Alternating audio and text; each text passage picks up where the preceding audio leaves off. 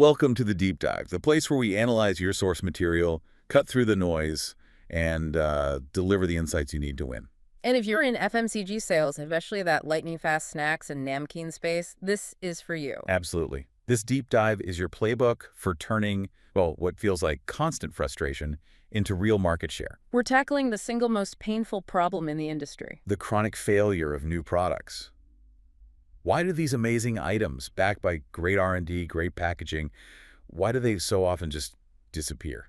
Well, our sources for this are intensely practical. They're all about sales execution. And they start with a metric that just defines the whole struggle. It's the 80-20 rule. 80% of total sales come from only 20% of the products. Just, think about that number for a second. That statistic is, it's more than just an imbalance. It's a systemic weakness. Right. It means that most of us, and we're talking directly to you, the listener, right now, are focusing all our energy on the known winners. The easy sells. Exactly. We instinctively push that 20% of products that are already moving fast. So what happens to the other 80%? The new launches, the flavor extensions. They become invisible, they're left unshown, unstocked, and, therefore unsold. Which brings us to this fundamental truth from the sources. It's a non-negotiable one. Yeah. Products don't sell automatically. They are made to sell. Made to sell. They require effort, structure, and commitment from day one. Okay, let's unpack this, because the implications here are huge. They really are. If most product failures aren't R&D failures, but operational failures, weak execution, a poor launch, then we have the power to fix it. we can fix this tomorrow. So our mission today is to understand exactly how we stop killing new products before they even get a fighting chance. Let's start with a story, a classic case study from the field. The story of Suresh. Right. Suresh was a dedicated salesman. She was hitting his overall targets, but he was completely trapped by that 80-20 rule. So he was great at selling the same 3 or 4 products. Excellent at it. He knew the SKUs, the pricing, he knew they moved. But whenever a new product arrived... He'd just mentally file it away. Exactly, into the slow-moving 80% pile. He'd take a sample, maybe mention it to a friendly retailer, but there was no real launch plan. And his senior manager noticed this. He noticed this pattern of stagnation. Suresh was getting lazy about the range. So what happened? The conversation that followed is pivotal for everyone listening.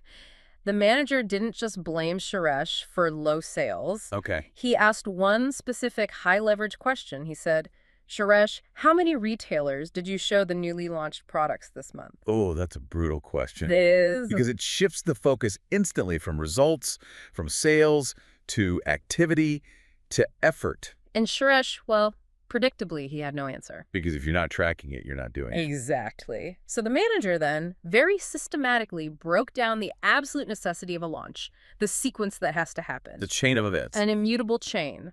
First, before a product sells, it has to be shown. To the retailer, to the consumer. Makes sense. Second, before you can show it, the retailer needs to have the stock. It has to be physically on their shelves. Okay. And third, this is the crucial one, before the stock is on the shelf, the distributor must have ordered the right quantity to even begin the launch. So if you skip the ordering step, You skip the stocking step. and if you skip the stocking step, You skip the showing step. And if you don't show it, sales are impossible. it's so simple, but it's what trips up, 80% of launches? Yeah, at least. And this leads us to Suresh's big aha moment. Yes. He realized he wasn't a bad salesman, but he was a weak launcher. The problem wasn't the market or the product. He concluded, and this is the core message of this whole deep dive, the product was not weak, the launch was weak. And that shift in perspective, it puts all the responsibility and the solution right back on the sales team. Let's immediately validate that with hard data from our sources. We're calling this fact one. Low quantity equals a dead launch, which equals a dead product. This isn't a theory. It's just a math problem. Okay, break it down.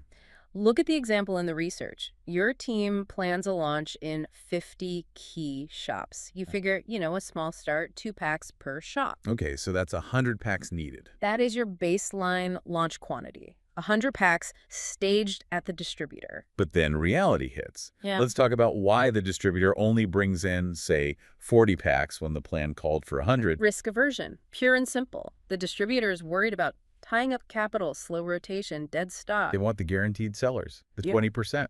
Always. They're managing their risk, but that risk management becomes catastrophic for the new product. Because if they only stock 40 packs. That stock is gone almost instantly. The launch only actually happens in 20 shops. That's it. So the other 30 shops, the ones that were supposed to create buzz and visibility. They never even see the product. It's invisible. It's dead on arrival in over half your target locations. A massive launch gap. Exactly. And then 3 months later, the manager asks us about the product. And what's the excuse we always hear? This product has no demand. There's no demand. But wait, I have to challenge that a little. For a salesman, it's so much easier to blame demand than it is to blame their own effort. It's a way to save face. Of course. But you get past that bias by focusing on the quantitative truth. Okay. Our source material gives us the counter-truth, and it is irrefutable. Demand was never created. You can't measure demand for something that was never shown? Impossible. It's impossible for a consumer to demand a product that the retailer never stocked because the salesman never secured the right quantity to begin with. The failure is all upstream. It starts with that insufficient launch order. Every single time. That structural failure brings us perfectly to fact 2, regional disparity. Right. This is the question every sales director faces. Why does the exact same product sell fantastically in territory A, but completely bomb in territory B? Is the product itself bad? And the sources say unequivocally, no. The product is not the variable. The difference is execution. It is entirely execution, especially the discipline during that launch phase. Let's look at the checklist for success in the high sales areas. What do we see? What are the patterns? They ordered repeatedly and crucially in the right quantity. The quantity that matches the plan. Yes. They distributed to the maximum number of retailers. This guaranteed the product reached more shops, more consumers. And because of that wide reach. They started getting those critical revenue-defining repeat orders. That's fascinating. So it's not just the big first order.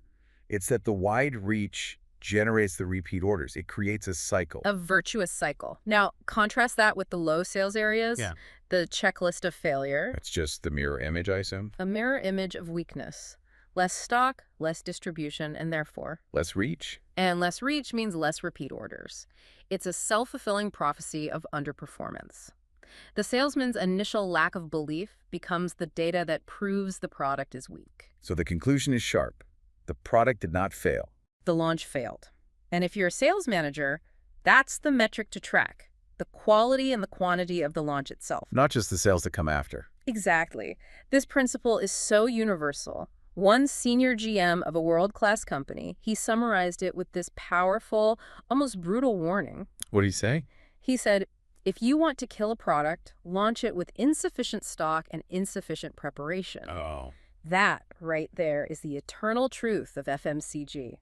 Half measures are an active choice to fail. Okay, I think we've all been that salesman, Suresh, sitting in a meeting hoping nobody asks about the new range. Yeah. But if we accept this truth, how do we operationalize it? You connect this discipline back to your current hero products. The items in that easy 20% of sales, we take them for granted. Why is your top-selling product selling so well today? It wasn't magic. It wasn't luck. Right. That product is a winner today because at some point in the past, someone executed the launch playbook perfectly. If you trace its history. You'll see the exact sequence. It was ordered in high quantity. It was given to the most retailers possible. It was launched properly. It covered the market. And that's how it earned the consumer trials and the repeat orders that made it a hero. It was not luck. It was proper launch plus proper effort. The sources use a wonderfully simple analogy to make this unforgettable. The parent-child example. The textbook analogy, it's perfect. Okay, what is it? Consider house one. The parents, they fail to buy the textbook for their child's new class. The child, without the tool, struggles and gets low marks. And the parents, frustrated, blame the child. You're lazy. You're not smart. But the truth, the inescapable truth was the book never arrived. And in-house too. The book arrived on time, the child had the tool, they studied, and good marks followed. Now bring that back to our industry. We stopped blaming the consumer for lack of demand. We stopped blaming R&D for a weak product. The product is not weak. The launch is weak. The textbook, the necessary stock has to arrive first and in the right quantity. It's a prerequisite for success. Before you can expect the retailer to study it, before the consumer can buy it. When the stock isn't there, you guarantee failure. You guarantee it. Okay, let's wrap this deep dive with a crucial reality check. This is where you, the listener, need to do a self-audit. Compare your territory to the high-performing ones. Be brutally honest with yourself. Ask the question, did the high-performing territory you're up against order significantly more stock for that new launch? Did they give that stock to more retailers? Did that process result in way more reach and visibility? The answer is almost certainly yes. Almost certainly. And conversely, in your own territory, if you see that the initial stock order was cautious, distribution was limited, reach was low, And the repeat orders were less. then you have found your problem. And the problem isn't product demand.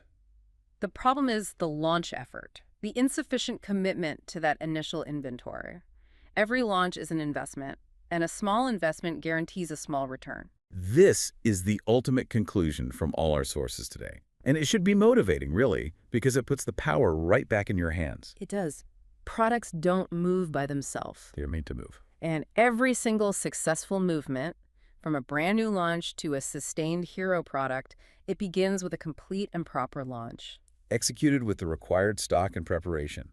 That synthesis should feel empowering. Success isn't about hope. It's about structured execution across your full product range. That essential 80% that you've been neglecting. So, as you go back out onto the field, take this final one-liner with you. The better you launch, the better you sell. It's the simplest, most direct recipe for hitting your goals. And if you commit to launching the full range with the right effort, you unlock the ultimate sales formula. The one that rewards discipline over complacency. It's simple. More products, more sales, more profit.